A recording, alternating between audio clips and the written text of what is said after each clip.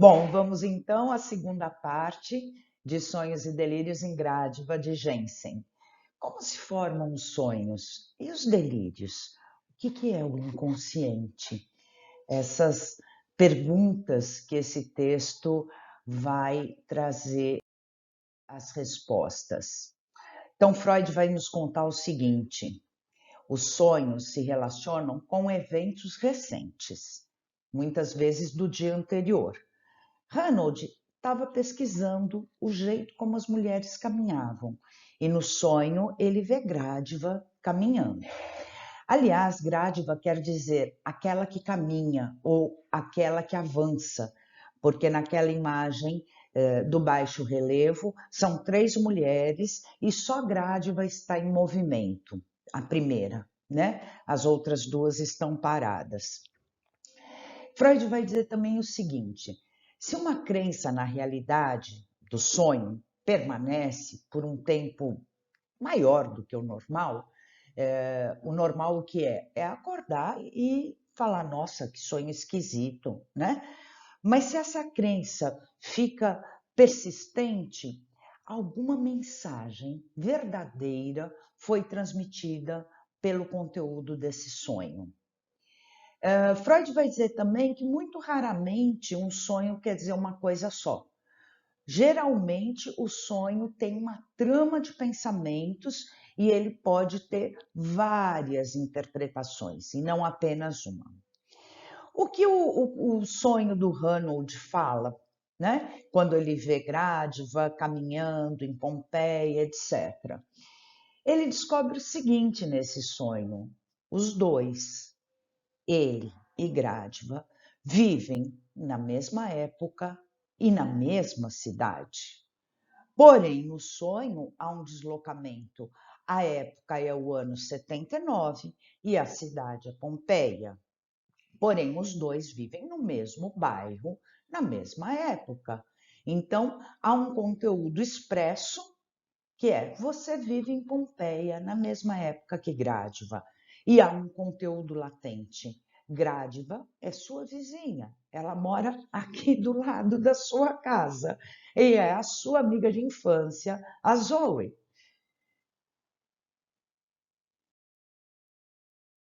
Bom, quais seriam os desejos desse sonho? Porque Freud vai dizer: todo sonho é a realização de um desejo. Que desejos estão sendo expressos nesse sonho do Ranald? Um deles, Freud vai dizer, é muito consciente e muito compreensível para um arqueólogo. É o desejo de estar em Pompeia testemunhando a catástrofe que aconteceu no ano 79. O outro já é um desejo inconsciente e que estava sob efeito da repressão, pois era um desejo erótico, né? Freud vai dizer que, de forma grosseira e incompleta, podemos dizer que era um desejo de estar presente quando a jovem que ele amava se deitou para dormir. Sim, porque ele vê Gradiva caminhando e ela se deita nas escadas do templo e adormece, vai ficando branca como mármore. E é a rejeição desse desejo erótico que transforma um sonho num sonho de ansiedade, que ele acorda aflito. Uma outra interpretação que a gente poderia aventar, embora Freud não trouxe essa possibilidade, é de que, do mesmo modo que no sonho ele está vendo Gradiva ser coberta pelas cinzas do vulcão, Zoe, sua amiga de infância, também estaria encoberta no seu inconsciente pelas cinzas da repressão, né? Essa seria uma outra interpretação possível. E o sonho diria o seguinte: se o sonho pudesse falar claramente com Ranald, ele diria: Ranald, você só está interessado nessa estátua da Gradiva porque ela te lembra Zoe, que vive aqui e agora. Mas se essa descoberta pudesse acontecer, não existiria nem o romance, nem o delírio e nem estaríamos aqui conversando sobre esse texto. Deste sonho vai surgir o delírio. Ranald V. Gradiva. Ranald vai para a Itália. Na Itália, os casais de lua de mel o irritam profundamente. E ele se sente muito incomodado e decide então ir para Pompeia, supondo que, pelo fato de Pompeia ser um sítio arqueológico, não existiriam os casais em lua de mel. Chega em Pompeia, até as moscas irritam, tudo irrita. E ele sente que algo lhe falta. Ele caminha por Pompeia ao meio-dia, na hora dos espíritos, e ele decide sentir a cidade, reavivá-la. E então os mortos acordarão e Pompeia tornará mais uma vez a vida. Ele imagina, né, que ao meio-dia os mortos voltam à vida e nesse estado imaginativo ele vê Gradiva sair de uma casa e caminhar pela rua e se dá conta de que ele teria ido a Pompeia procurar as pegadas de Gradiva. Gradiva desaparece em frente à casa de Meleagro e o nosso herói segue seu delírio, acreditando que Pompeia volta à vida ao meio-dia, na hora dos fantasmas, e que Gradiva, que havia morrido com toda a população de Pompeia, é um fantasma do meio-dia.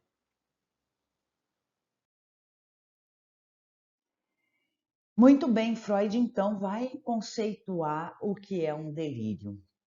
Ele diz que, primeiramente, o delírio pertence ao grupo de estados patológicos que não produzem efeito direto sobre o corpo, se manifestam apenas por indicações mentais. O que será que Freud diz com isso? Ele vinha estudando as histerias e era muito comum que pacientes histéricas tivessem uma insensibilidade profunda em determinadas partes do corpo, nas pernas. Então, o delírio não vai causar nenhum efeito no corpo. São fantasias que ganham de tal forma a primazia que se tornam uma crença e passam a influenciar os comportamentos, né?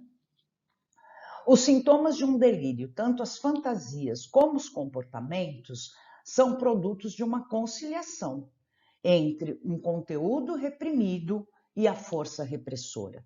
Tem aí uma briga entre o conteúdo reprimido, que quer voltar à consciência, e a força repressora que diz você não pode voltar. Então, este conteúdo volta disfarçado, ele volta camuflado, como assim, tá bom, então a força dissesse para o conteúdo reprimido, você pode voltar, porém não expressando exatamente aquilo que você quer. Dessa forma, por exemplo, no caso do Ranald, os desejos e os sentimentos pela Zoe, que estavam reprimidos, voltam pela estátua, a quem ele dá o nome de Gradiva. Então, há uma conciliação. Ele não pode lembrar do que ele sentia pela amiga de infância, mas ele pode sentir isso por uma estátua. O resultado dessa conciliação vai fazer os sonhos e o delírio dele.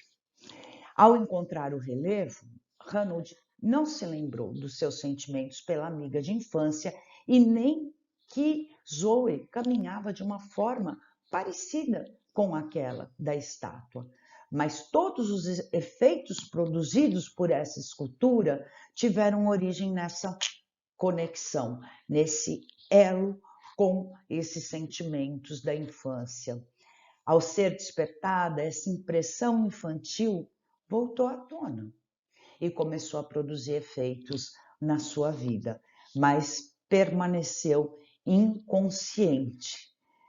E aí Freud vai dizer, este termo inconsciente é imprescindível na psicopatologia, ou seja, nós precisamos deste termo para compreender os fenômenos patológicos, os fenômenos psicopatológicos. Aí Freud abre toda uma página em que ele vai fazer críticas importantes à psiquiatria clássica, que faz os diagnósticos a partir dos comportamentos, daquilo que é visível, aquilo que o médico, o psiquiatra enxerga, né? E ele diz que se o nosso personagem, o Ranald, tivesse ido a um psiquiatra clássico, ele teria recebido o diagnóstico de paranoia, eretomania fetichista, degenerativo, atribuído à hereditariedade. Ou seja, é um caso sem solução e ele vai daí para pior. E aí o Freud vai fazer uma crítica severa aos sistemas de nomenclatura, ou seja, aos diagnósticos ou classificações dos diversos tipos de delírio, e vai dizer que essas classificações são precárias e estéreis, não servem para nada. E pior, colocam uma barreira entre o paciente e aquele que pretende tratá-lo, né? E aí Freud vai dizer que a ciência ainda não suspeita da importância da repressão. Não reconhece que, para explicar o mundo dos fenômenos psicopatológicos, o inconsciente é absolutamente essencial. Não procura a base dos delírios num conflito psíquico e nem considera seus sintomas como conciliações. Então, ele está fazendo uma crítica, o texto foi escrito em 1906, a gente está em 2021 e muitas coisas mudaram, mas muitas coisas ainda permanecem, e esse sistema de nomenclatura ou de diagnóstico baseado exclusivamente nos comportamentos do paciente devem ser vistos com muita cautela. Então, qual é a definição que, neste momento, Freud vai dar de inconsciente? É uma definição muito germinal. Freud está no início da produção da psicanálise. Então, ele vai dizer que o inconsciente é um termo puramente descritivo, indefinido, em alguns aspectos, e poderíamos dizer estático, parado, né? Vamos dizer lá, o inconsciente é um baú, é um porão, para onde vão muitas coisas que esquecemos, que vivemos e esquecemos. Mas vai para lá também aquilo que por alguma razão foi reprimido, aquilo que não pode ser lembrado. Freud vai dizer, nem tudo que está no inconsciente foi reprimido, nem tudo. Muitas coisas são apenas lembranças que passaram, né? Porém, tudo que foi reprimido vai para o inconsciente. E o que é reprimido? Freud vai dizer, reprimido é uma expressão dinâmica. Dinâmica quer dizer tem movimento, que leva em conta a interação de forças mentais. Implica a presença de uma força que procura provocar toda uma série de efeitos psíquicos, inclusive o de tornar-se consciente. Ou seja, o que foi reprimido, o conteúdo reprimido, ele faz um esforço tentando voltar à consciência. Ele não é estático, ele tem uma dinâmica. E a esse conteúdo tem uma força que se opõe, uma força contrária, capaz de obstruir alguns desses efeitos psíquicos, inclusive o de se tornar consciente.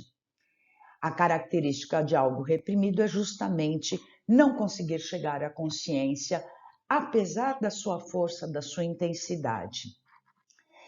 Então, Freud vai dizer o que é o reprimido? São os sentimentos. E ele vai mostrar todo o seu lado poético, né, nessa afirmação que é tão bonita. Ele vai dizer, só os sentimentos têm valor na vida mental. Nenhuma força mental é significativa se não possuir a característica de despertar sentimentos. As ideias só são reprimidas porque estão associadas à liberação de sentimentos que devem ser evitados. Então, vamos ilustrar isso com o pezinho da grádiva, né? A forma de caminhar da grádiva, que é o que tanto atrai o Ranald, e que é também a forma de caminhar da sua amiguinha de infância, a Zoe. Por que ele reprimiu aquela ideia? Porque aquela ideia, aquele pezinho, lembrava os sentimentos que ele tinha pela amiga e provavelmente toda a eroticidade que despertava aquele jeitinho de caminhar da Grádiva ou Zoe. Então, a questão não é reprimir a lembrança do pezinho. A lembrança do pezinho é reprimida em função dos sentimentos que ela desperta. Então, Ranulf vai ter o primeiro encontro com Grádiva. Ele entra na casa de Meleagro, é uma casa muito conhecida em Pompeia, um ponto turístico, né? E encontra Grádiva sentada com algo na mão, que parece um papiro. Ele fala com ela em grego, depois ele fala com ela em latim. Ela lhe pede que fale em alemão. Grádiva é uma jovem alemã de carne e osso, mas isso não é o suficiente para abalar o delírio. Ao ouvi-la falar em alemão, o Ranald diz: eu já sabia como soaria a tua voz, e admite que nunca tinha ouvido ela falar antes. Grádiva toma um susto, né? Porque ela é Zoe, é amiga de infância dele. Como assim? Você nunca me ouviu falar antes?